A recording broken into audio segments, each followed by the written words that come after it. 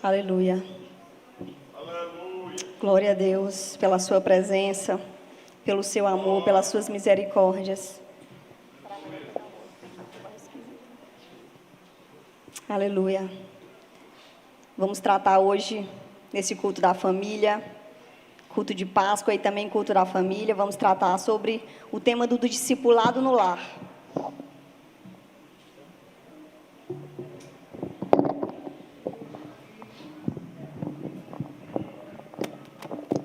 Aleluia.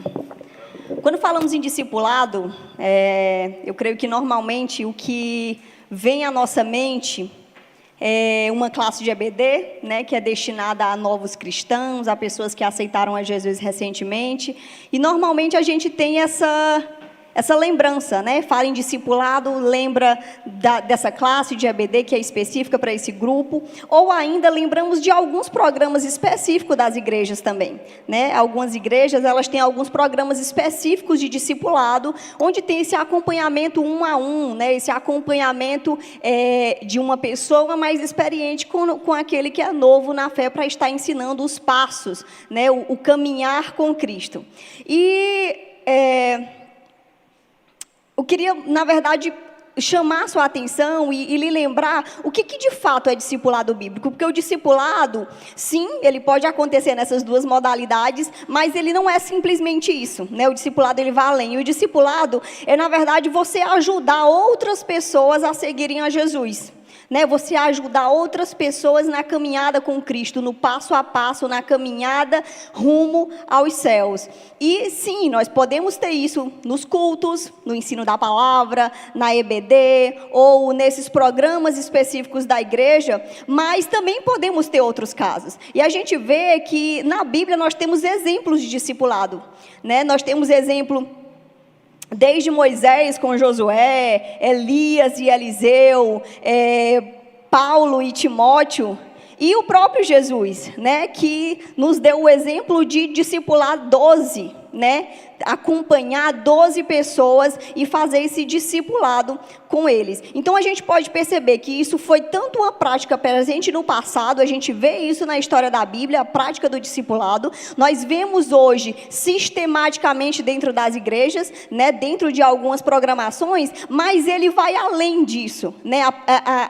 O discipulado, ele é uma ordenança para nós que somos cristãos. A gente, lendo a Bíblia, a gente vê lá no texto de Mateus 28, quando Jesus estava ali para ser assunto aos céus, ele fala aos seus discípulos, foi-me dado toda a autoridade no céu e na terra, portanto, vão e façam discípulos. Essa foi a ordenança de Jesus para o povo, para os seus discípulos e para aqueles que estavam ali. Disse, olha, vão e façam discípulos de todas as nações, batizando-as em nome do Pai, do Filho e do Espírito Santo, e ensinando-as a obedecer a tudo que eu lhes ordenei. E eu estarei com vocês até o fim dos tempos, né? Mas aí o que Jesus estava ordenando? Ele não deu uma ordenança específica, ou melhor, ele não deu dizendo, façam isso nas programações de vocês, mas ele disse, olha, para cada um dos que eram seus discípulos, ele disse, vão e também façam discípulos, ensinando-os a obedecer. Então, esse é o cerne, né, do discipulado. Primeiro, ele é uma ordenança a todo cristão, a cada um de nós, ele é uma ordenança, e nós não devemos esperar simplesmente por programações específicas para estarmos praticando discipulado, para estarmos ajudando outras pessoas a conhecerem a palavra de Deus e a obedecerem, a seguirem a Jesus. Então, que isso possa ficar bem claro no nosso coração desde o início, o que é o discipulado. E aí, no caso, nós estamos falando nesse culto sobre discipulado no lar, né? E quando a gente pensa nos nossos filhos, né, nos filhos dos crentes, de quem é a responsabilidade de discipular eles, né? Nós já sabemos que discipular é tanto ensinar a obedecer a Cristo, é ajudar outras pessoas a seguirem a Cristo, a caminharem rumo aos céus.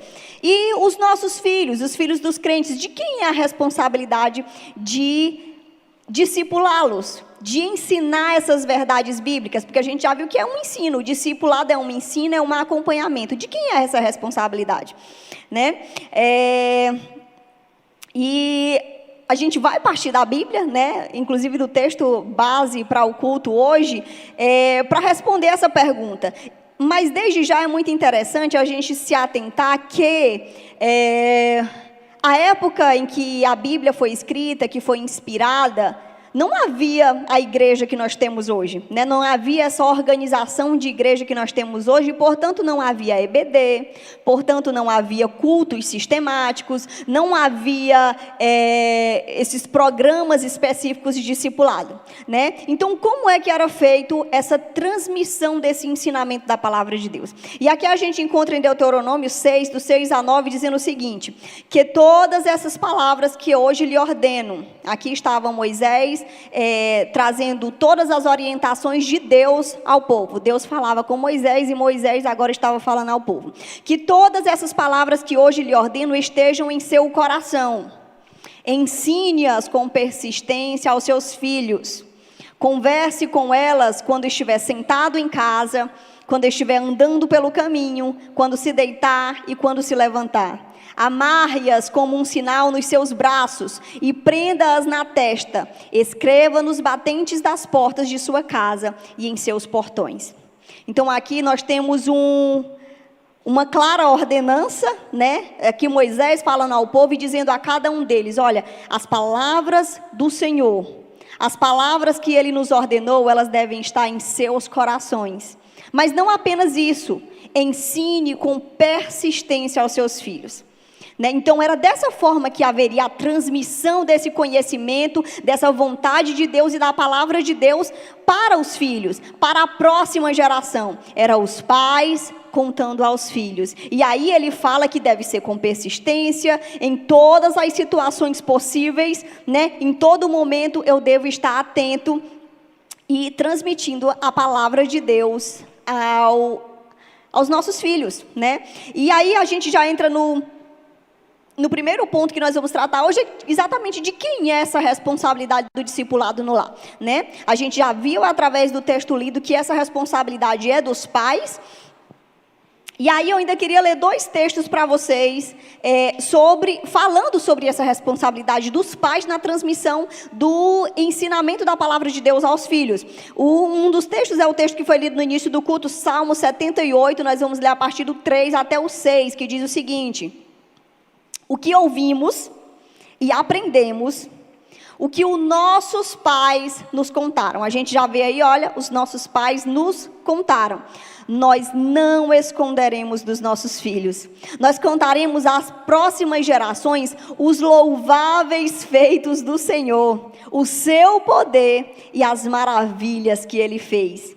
Ele decretou estatutos para Jacó e em Israel ele estabeleceu leis e ordenou aos nossos antepassados que ensinassem aos seus filhos, de modo que a geração seguinte o conhecesse. E também os filhos que ainda nasceriam e eles, por sua vez, contassem aos seus próprios filhos. Então, gente, aqui fica muito claro, essa transmissão do conhecimento sobre o Senhor, de uma geração a outra, através dos pais, contando aos filhos. Então, em primeiro lugar, essa responsabilidade do discipulado no lar, ela acontece dos pais para os filhos, certo? O outro texto que eu gostaria de citar também está lá em Efésios 6,4, que fala o seguinte, olha, pais, não irritem seus filhos, antes, façam o quê? Criem-nos segundo a instrução e o conselho do Senhor. Mais uma vez, deixando claro aqui, agora já num texto do Novo Testamento, que deve ter essa instrução e esse conselho do Senhor sendo transmitido dos pais aos filhos. E aí, apesar de os textos sempre falarem pais, dos pais aos filhos, dos pais aos filhos, e dar essa referência do casal, né, do pai e da mãe, eu ainda queria chamar a atenção, já foi tratado sobre o tema da masculinidade bíblica, aqui no culto da família, já acho que foi em janeiro, né? Janeiro, e é de conhecimento e foi tratado, e mais uma vez eu posso abordar que a responsabilidade maior dentro da família, ela é do homem. Ela é do chefe da família, que no caso é o homem. A própria palavra de Deus, em vários textos, ela faz essa conotação do homem como cabeça e o restante da família é o corpo, mas o homem é a cabeça.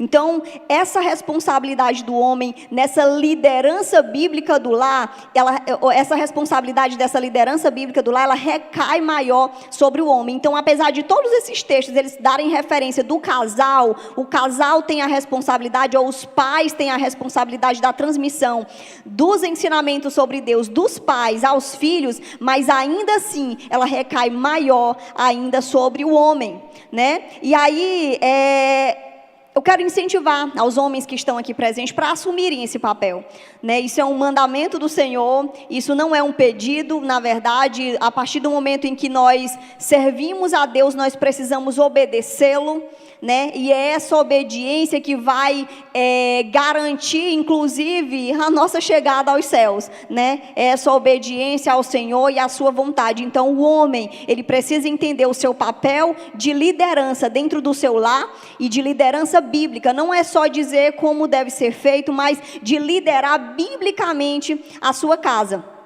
E aí, desde já, eu gostaria de chamar a atenção que todo homem, ele é um líder dentro da sua casa.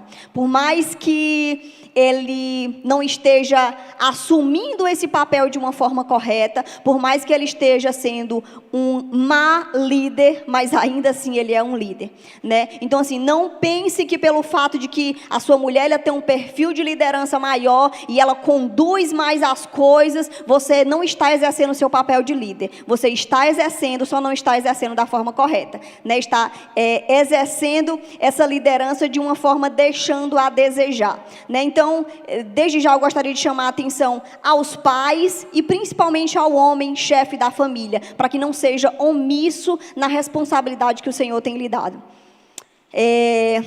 Exatamente porque a Bíblia, ela não dá margem. A gente viu textos falando aqui sobre essa responsabilidade. E tem vários outros, né, que nós não temos como falar todos os textos aqui na pregação, mas a Bíblia ela é repleta de textos que falam e que tratam exatamente dessa responsabilidade dos pais. Então, ela não deixa margem para essa paternidade que não leva a sério a responsabilidade de criar os filhos na instrução e na disciplina do Senhor. Então, o nosso chamado é muito claro.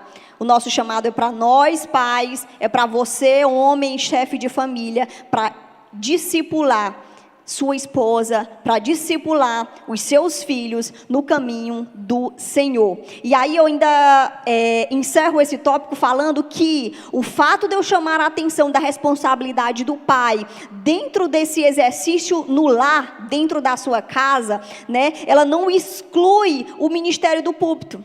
Né? Porque muitas vezes os homens que têm essa responsabilidade maior de estarem conduzindo aqui no púlpito, eles acham que, não, eu já estou ali, então eu já tenho muita coisa para fazer liderando o povo de Deus, né? Mas não é assim, né? Uma coisa ela não exclui a outra. Eu devo exercer o meu papel primariamente no lar, para que depois eu possa exercer fora de casa. Inclusive, também tem na Bíblia como pré-requisito para os obreiros, como pré-requisito para aqueles que exercem o ministério, que primeiro governem bem a sua casa, que primeiro tenham os seus filhos em submissão à palavra do Senhor, que primeiro ele tenha o domínio sobre a sua casa, para que depois ele possa exercer esse pastoreio dentro da igreja. Exatamente dando essa conotação, e a palavra de Deus ela fala, porque se ele não exerce dentro do seu lar, como é que ele vai cuidar da igreja? Então, assim, a responsabilidade ela é muito clara e muito séria, e um chamado para homens e mulheres, para pais que servem a Deus.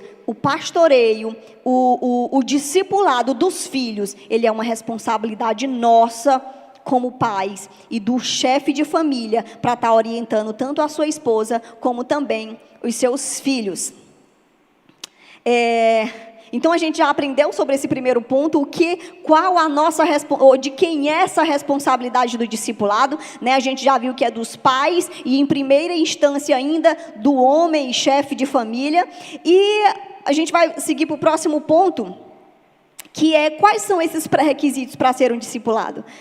O que eu preciso ter Eu já sei que eu preciso ser um discipulador dos meus filhos, mas o que eu preciso fazer e quais são os pré-requisitos que eu preciso ter para ser um discipulado? E o primeiro pré-requisito que eu gostaria de tratar nessa noite é que eu preciso ser um discípulo, né? Primeiro, para que eu possa exercer esse discipulado, eu possa ser um discipulador na vida do meu filho, eu também preciso ser um discípulo.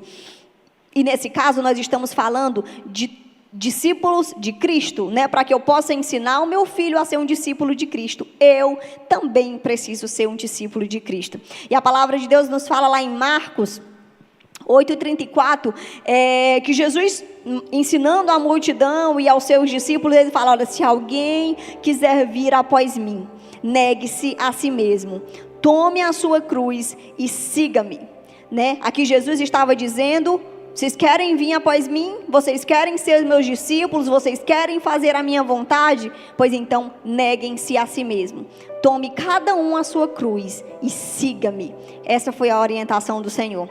Então, um discípulo, ele segue a Jesus pela fé, certo? E pela fé, com a graça e a misericórdia de Deus, ele vai negar suas vontades, ele vai negar o seu querer, e agora ele já não existe, ele está morto, o homem morreu, e agora o que vive nele é Cristo. E isso é negar a si mesmo e levar a sua cruz seguindo a Cristo. Então, mas para que nós possamos seguir a Cristo, para que eu possa ser um discípulo de Cristo, eu também preciso conhecer a palavra de Deus, né? Eu preciso conhecê-la e praticá-la, até mesmo porque eu sou um discípulo.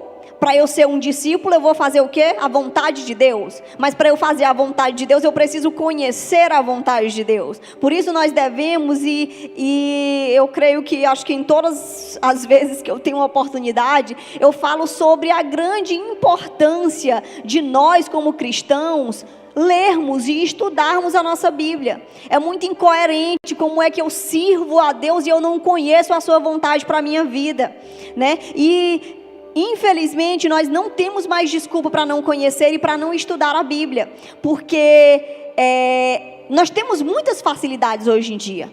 Vamos dizer que alguém não saiba ler, que alguém não saiba, não, eu não sei ler, mas ainda assim você tem tantas alternativas com a internet, com os aplicativos. Você consegue ouvir a Bíblia, você não sabe ler, mas você pode ouvir. Você tem inúmeras estratégias para estar buscando conhecer a vontade de Deus para a sua vida. Agora, se você não quiser, aí você pode ter todas essas alternativas ao seu alcance e ainda assim você não vai fazer uso delas. Mas nós, como discípulos de Cristo, nós precisamos entender, precisamos conhecer a vontade de Deus e praticá-la, e para isso nós precisamos ler, nós precisamos estudar, nós precisamos conhecer. Eu li e não entendi, eu busco ajuda, mas eu não vou ficar ali, sempre naquela mesmice, ou sem conhecer a palavra de Deus, ou sempre dependendo do que os outros, das migalhas que às vezes são dadas nos cultos, porque não é que sejam poucos, mas que o tempo é curto, né? Então o tempo da palavra acaba sendo curto. A gente passa aqui algumas programações por semana, sendo que você tem 24 horas por dia. Então o tempo que você passa aqui no templo é muito pouco. Você pode conhecer muito mais da palavra de Deus se você utilizar ela na sua casa, né? Se você gastar tempo diariamente com Deus. Então nós precisamos ser imitadores, nós precisamos ser discípulos de Cristo, nós precisamos imitá-lo no seu amor, na sua missão, na sua humildade, no seu serviço, no seu sofrimento e na sua obediência ao Pai. Precisamos ser imitadores, precisamos ser cópias, precisamos ser discípulos de Jesus. E nós fazemos isso buscando o conhecimento e a graça e poder do Espírito Santo, porque sem Ele nós nada podemos. Nós podemos ler, e aí hoje foi falado na manhã pelo Jardres, que estava aqui ministrando a aula da EBD hoje pela manhã, que a lei, que a palavra de Deus, ela denuncia os nossos erros. Nós podemos ver a partir do momento que nós lemos a palavra de Deus os nossos erros e as nossas falhas, mas ela não vai corrigir a nossa vida.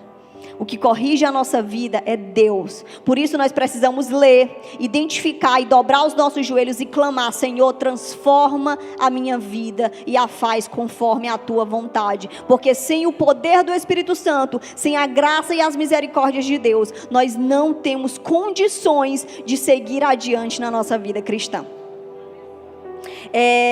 Um outro pré-requisito para que nós possamos discipular os nossos filhos é que nós precisamos dedicar tempo a eles, né? Já ficou claro que o papel é dos pais, não é da igreja, do ministério infantil, do líder de jovens ou de qualquer outro departamento da igreja. A responsabilidade de discipular os filhos é dos pais, né? Então isso já ficou claro. Então quem é que tem que arrumar tempo? Os pais. Certo? Temos sim as programações da igreja, mas o discipulado, o acompanhamento diário deve ser dos pais. Então a gente precisa rever as nossas escolhas. Nós precisamos reorganizar as nossas prioridades e a nossa rotina. Porque normalmente, se nós formos olhar para a nossa rotina, eu creio que são poucos os que dedicam tempo ao lado dos seus filhos, ensinando sobre a palavra de Deus. E se eu for perguntar para qualquer um de vocês, eu tenho certeza que a resposta vai ser sempre a mesma: irmão, eu não tenho tempo, né? Eu não tenho tempo, porque infelizmente, de fato, esse ritmo de vida moderno, ele tem nos consumido, né? Ele tem tomado muito o nosso tempo. Mas aí é a hora que chega o momento de nós fazermos algo mesmo bem dolorido. Nós precisamos reorganizar as nossas rotinas, e isso de fato dá trabalho. Sabe por quê? Porque você vai precisar cortar coisas que você gosta de fazer, porque você vai cortar o seu tempo às vezes no celular, naquela série que você gosta de assistir, ou você vai precisar cortar um pouco mais de tempo do trabalho. Aqueles que gostam de trabalhar muito, né, que não sabem viver sem trabalhar, você vai ter que parar de trabalhar um pouco para você cuidar dos seus filhos. Ou ainda, você vai ter que parar de descansar. Às vezes você gosta de descansar muito. Não sei, isso é muito particular, isso depende muito de cada pessoa, mas nós precisamos nos reorganizarmos. Nós precisamos rever as nossas prioridades. O que é a minha prioridade? Eu sou um discípulo de Cristo, eu quero criar filhos para a glória de Deus, eu quero que os meus filhos conheçam e aprendam mais sobre Deus, pois eu preciso fazer escolhas. Eu não posso simplesmente dobrar os meus joelhos e dizer: Senhor, opera na vida do meu filho, quando eu não faço nada. O Senhor age, eu não tenho dúvidas, mas Ele age através de nós, e Ele nos deu mandamentos, Ele nos deu orientações, e Ele espera de você que você transmita esse papel. Ele não disse que os anjos vão descer e ensinar os seus filhos. Ele disse: pais, ensinem os seus filhos os caminhos do Senhor. Certo? Então, se nós queremos filhos que sirvam a Deus, se nós queremos filhos que amem a Deus, se nós queremos filhos que vão ser também discípulos de Cristo e vão estar ajudando outras pessoas, nós precisamos desde cedo gastar tempo com eles. Então precisamos rever as nossas prioridades, organizar o nosso tempo e ter tempo de qualidade com os nossos filhos. Também precisamos depender da graça de Deus. Por quê? Porque eu posso fazer tudo que está ao meu alcance. Eu posso dedicar tempo aos meus filhos, eu posso ser um bom discípulo, conhecer a palavra de Deus, mas eu não vou ser responsável pela salvação do meu filho.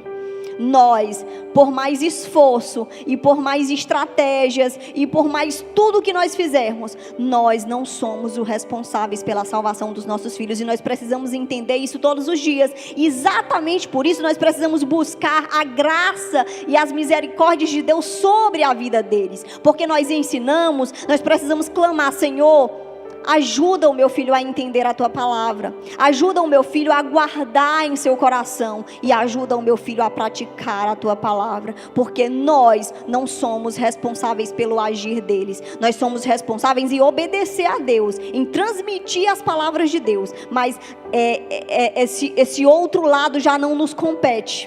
já não nos compete. Nós precisamos entender isso e saber que somos dependentes da graça e das misericórdias de Deus. E à medida que nós ensinamos, também nós possamos entregar os nossos filhos nas mãos de Deus e tirar esse peso, porque eu estou cumprindo o meu papel. A partir do momento que eu cumpro o meu papel, eu digo: Senhor, eu cumpri o meu papel, mas agora, Senhor, é contigo e está em tuas mãos. E nós precisamos crer no cuidado e no amor de Deus para com os seus filhos, porque os nossos filhos é filho de Deus também. Então precisamos entender que dependemos da graça de Deus. E aí a gente já vai para o terceiro ponto.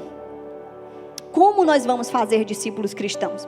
A gente viu a responsabilidade é dos pais, a gente viu que nós temos pré-requisitos que precisam ser obedecidos para que eu possa ser um discipulador. Eu preciso ser um discípulo, eu preciso ter tempo e eu preciso entender que eu dependo da graça de Deus e que os meus filhos também dependem da graça de Deus. E aí, como é que eu vou fazer discípulos? Como é que eu vou fazer discípulos de Cristo? E infelizmente, muitas vezes o que a gente percebe é que os pais, eles não têm esse entendimento dessa responsabilidade tão grande que eles têm. E às vezes sim, quando eles gastam tempo com os filhos, quando eles orientam os filhos, eles o fazem muitas vezes relacionado a comportamento. Meu filho, seja comportado. Meu filho, se comporte em tal local. Olha, coma direito. Olha, você precisa banhar. Olha, você precisa...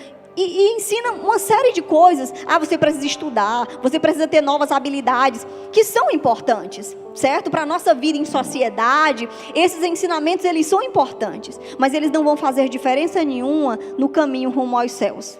E às vezes a gente gasta todo o nosso tempo ensinando o nosso filho a viver em sociedade e esquece de ensinar ele a ser um cidadão dos céus. E essa é a nossa principal importância dentro do cuidado com os nossos filhos. Não é saber se eles estão comendo, se eles estão vestindo, se eles estão dormindo. Eu preciso fazer isso também. Mas ele pode comer algo simples, ele pode vestir algo simples se eu não tenho condição. Mas ainda assim, se eu ensino a ele as palavras de vida eterna, sem dúvida eu estou cumprindo o meu papel perfeitamente, o papel que o Senhor me confiou, porque aquilo que está ao meu alcance eu estou fazendo. Então, eu preciso entender que o meu papel, ele vai muito além do que ensinar o meu filho a viver em sociedade. O meu papel é ensinar o meu filho a confiar em Cristo e segui-lo. Esse é o seu papel.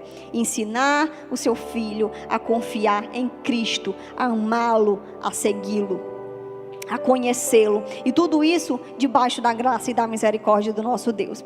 E aí a gente tem na Bíblia, Paulo ensinando e escrevendo a Tito, ele fala algumas orientações, ele dá algumas orientações a Tito sobre discipulado.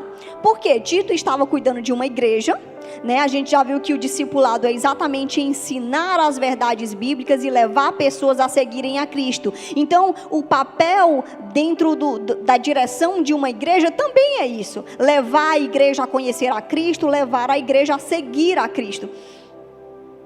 E Paulo escreve essas orientações a Tito, dizendo como ele poderia estar discipulando aquela igreja, como ele poderia estar orientando aquela igreja. E essas mesmas orientações que Paulo dá a Tito, elas também servem para nós dentro do nosso lar, porque independente do ambiente em que esse discipulado acontece, ele sempre vai acontecer da mesma forma, certo? Ele sempre tem o mesmo objetivo: levar pessoas a conhecerem a Deus e a seguirem a Ele, né? E dentro dessas orientações que Paulo dá a Tito, ele fala que o ensinamento dado, ele precisa estar em harmonia com a doutrina bíblica, ou seja, o ensinamento que Tito fosse dar, precisa estar em harmonia com a palavra de Deus. Aí, além disso, ele que estava ensinando, precisa ter uma conduta exemplar, precisa ser íntegro, sóbrio, uma linguagem sadia, irrepreensível, e que exortasse com autoridade. E ainda ele fala que ele deve contar com o auxílio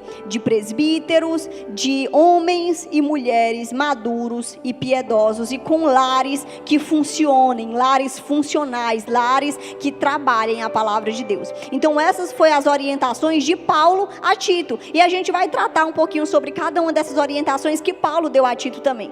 Primeiro, como eu vou fazer discípulo? Baseando o meu ensinamento na palavra de Deus. A gente já falou aqui várias vezes que o que nós vamos estar ensinando? As verdades bíblicas. Então eu preciso usar a palavra de Deus, certo? Eu preciso ensinar a palavra de Deus aos meus filhos. E aí eu preciso estar atento, porque muitas vezes a gente é tão consumido pelos ensinamentos da sociedade. Às vezes a gente tem arraigado aquele ensinamento que a gente recebeu dos nossos pais, dos nossos avós, da nossa família, e às vezes esses ensinamentos que a sociedade, que a escola ou que a família mesmo nos passou, elas estão em desacordo com a palavra de Deus. Às vezes você aprendeu costumes que são contrários à palavra de Deus e você não larga eles. E aí, eu preciso entender desde o início que o meu ensino, ele não é baseado só no que a minha mãe e o meu pai me ensinou, se aquilo está em desacordo com a palavra de Deus. O meu ensino, ele deve estar primariamente baseado na Bíblia. E tudo que for contrário à palavra de Deus deve ser combatido com a palavra de Deus. Então, eu preciso entender isso. O meu ensino, ele vai ser baseado na palavra de Deus. Eu vou usar a Bíblia como base para tudo aquilo que foi ensinado. Isso quer dizer que eu vou ler apenas a Bíblia? Então agora eu vou ler a Bíblia, irmão, mas a Bíblia tem uma linguagem muito difícil, como é que eu vou ensinar isso para o meu filho? Né? E não quer dizer que eu tenha que ler apenas a Bíblia, certo? Eu posso ler a Bíblia e devo ler a Bíblia, porque é importante, inclusive, que ele tenha acesso a essa literatura mais difícil mesmo, a essas palavras diferentes que ele não tem costume de ouvir, né? É importante que as crianças tenham acesso a isso, mas além disso, e além do estudo sistemático da Bíblia, que cada pai pode fazer no seu lar, ainda assim você pode usar outros livros, outras literaturas que também tratem sobre a palavra de Deus. Você pode falar sobre homens e mulheres que gastaram as suas vidas num anúncio do reino e inspirar essas crianças desde cedo a conhecerem esses heróis da fé, essas pessoas que foram importantes na história da proclamação do Evangelho. Enfim, nós temos muitas alternativas, nós precisamos praticá-las. E além desse ensino formal, que é esse ensino mais sistemático da palavra de Deus, que você pode fazer a partir da leitura da Bíblia, de um livro ou de biografias, ainda paralelo a isso, você deve ter em sua mente o texto que nós lemos lá no início desse culto, que fala que em toda oportunidade nós devemos estar falando sobre a palavra de Deus.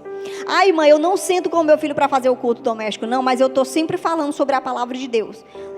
Eu acho que é importante fazermos os dois, né? É importante nós termos o tempo ali, só para aquilo. É dedicado a isso, nós vamos estudar isso. E além disso, no cotidiano, tá andando e o filho fez alguma coisa errada, você fala sobre a palavra de Deus.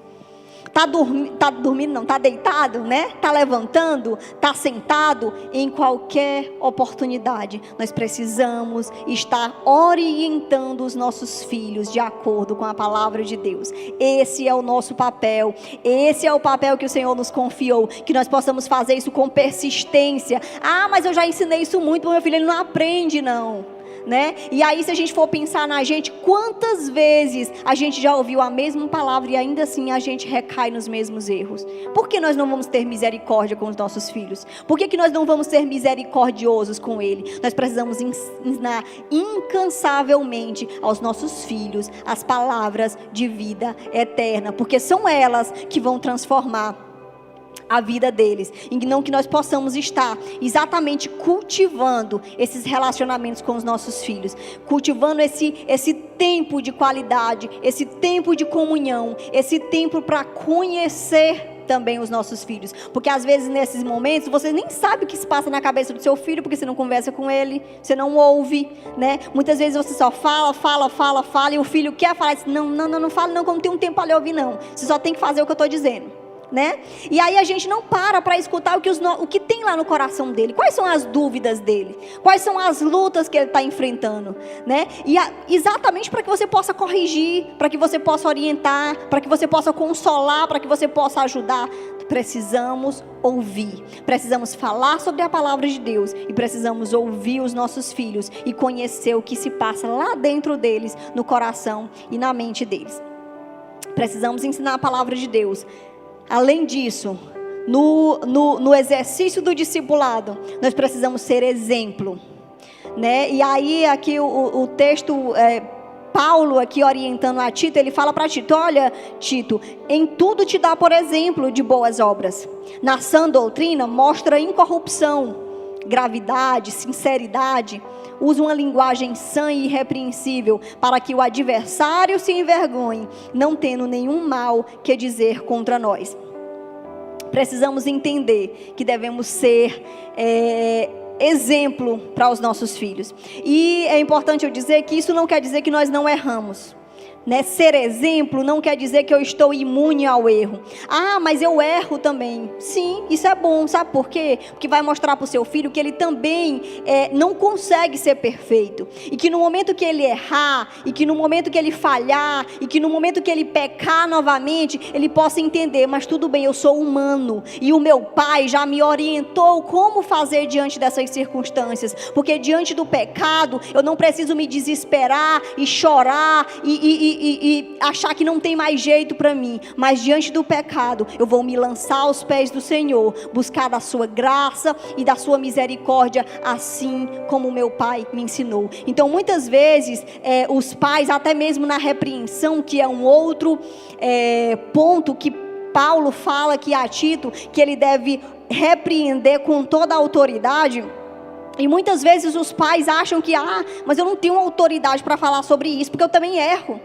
Se for por isso, a gente não vai orientar em nada, porque a gente erra mesmo, a gente é falho mesmo, principalmente na caminhada cristã e na obediência a Deus, porque de fato é difícil. Mas é isso que nós precisamos ensinar aos nossos filhos: meu filho, eu também não sou perfeito, eu também falho e eu também sou pecador, mas vamos juntos depender da graça de Deus, vamos juntos buscar as misericórdias do Senhor, e vamos juntos caminhando rumo aos céus, porque ainda assim nós precisamos entender, e é isso que nós precisamos ensinar para os nossos filhos: nós vivemos um processo de santificação. Não é eu aceitei a Jesus e agora eu sou santo, não é isso, mas eu vivo um processo de santificação, e só seremos totalmente santos e sem pecado quando estivermos nos céus de glória. Até lá nós vamos errar, até lá nós vamos falhar, até lá nós somos de fato sujeitos ao pecado, mas até lá o Senhor nos garantiu que o Espírito Santo estaria conosco, que o poder e a sua graça estariam sempre disponíveis para nós, para que nós possamos lançar mão da graça, da misericórdia e do perdão de Deus sobre as nossas vidas. Precisamos ser exemplo para os nossos filhos, quando acertamos e também quando erramos, né? Não é quando eu errar e eu dizer: menino, te cala. O filho disse assim: mãe, os meus de vez em quando me dizem: mãe, você errou, porque eu ensino eles o que é certo e o que é errado. Aí, disse: bora, mãe. Aí eu digo: ô Senhor, me perdoa, porque eu ensino a eles: olha, peça perdão a Deus, porque todo pecado, em primeiro lugar, ele é contra Deus. Peça perdão a Deus e depois peça perdão às vezes para o seu irmão ou para qualquer situação. E aí eles dizem: mãe, aí lá se vai eu, né? Exatamente fazer o exemplo e de falar fazer aquilo que eu estou ensinando para eles. Pedir perdão a Deus e pedir perdão a quem quer que eu tenha magoado. Mas é esse o nosso papel. Eles vão nos chamar a atenção? É claro que vão. Eles veem os nossos erros, eles nos conhecem diariamente nas nossas falhas, mas não tem nada. Isso não diminui a nossa autoridade sobre a vida deles. Pelo contrário, isso nos mostra o quanto nós também somos dependentes de Deus, como eu já falei. Então que nós possamos ensinar isso diariamente aos nossos filhos e não termos medo de repreendê-los e de sermos exemplo na vida deles. E o último ponto que eu vou tratar é sobre a prática do discipulado, né? Nós precisamos ensinar a palavra de Deus, nós precisamos ser exemplo e nós também podemos contar com auxílios. E aí, na hora do auxílio, aí é que entra a igreja, né? Então, é interessante vocês verem que a igreja, ela entra sim nesse papel do discipulado, mas como auxiliador do pai e da mãe. O pai e a mãe fazem o trabalho em casa, certo? O pai e a mãe jogam duro todo dia, mas ainda assim a igreja está lá no auxílio. E aí é a hora que nós vamos contar com presbíteros, com pastores, com homens e mulheres íntegros e sábios, né? É isso que a palavra de Deus nos orienta, que nós possamos contar com pessoas maduras e piedosas. E aí, lá no texto de Efésios, falando aqui sobre a questão da maturidade, Efésios 4, 13 e 14, fala o seguinte: até que todos possamos alcançar a unidade da fé e do conhecimento do Filho de Deus, e cheguemos à maturidade. Então, eu vou alcançar a fé e o conhecimento do Filho de Deus, e vou chegar à maturidade, atingindo a medida da plenitude de Cristo. O propósito de tudo isso, sabe o que é? É que não sejamos mais como crianças, levados de um lado para o outro pelas ondas, e nem jogados para cá e por lá por todo o vento de doutrina e pela astúcia e esperteza de homens que induzem ao erro. A palavra de Deus, e aqui Paulo, quando estava falando a Tito sobre buscar homens e mulheres, presbíteros e pastores maduros e piedosos, ele não estava falando simplesmente sobre cabelos brancos, né? Não, maturidade na Bíblia não tem a ver com cabelos brancos. A maturidade na Bíblia, ela tem a ver com os frutos. Quais os frutos que estão sendo entregues, né? Estão de acordo com a palavra de Deus? Aquela pessoa, ela tem fé e conhecimento do Filho de Deus? Ela tem frutos que mostram isso? Então aquela pessoa é uma pessoa madura. É uma pessoa que eu posso contar para tirar as minhas dúvidas, para orar junto comigo e para me auxiliar no discipulado dos meus filhos. Então eu preciso e posso sim contar com o auxílio de pessoas maduras e piedosas, mas eu não posso lançar os meus filhos e dizer assim: olha, irmã, por favor, cuide do meu filho, eu não aguento mais.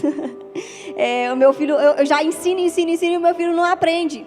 Então você não tem que delegar essa responsabilidade para ninguém. Você pode contar com auxílio. A responsabilidade é nossa como pais e mães. Amém? E eu já encerro nessa noite falando que esse é um domingo de Páscoa, como já foi tratado aqui, onde nós podemos relembrar e agradecer ao nosso Deus por tão grande amor que Ele tem por nossas vidas. O Senhor nos criou, o Senhor nos orientou, o Senhor nos formou, o Senhor nos direcionou, o Senhor nos guiou em tudo.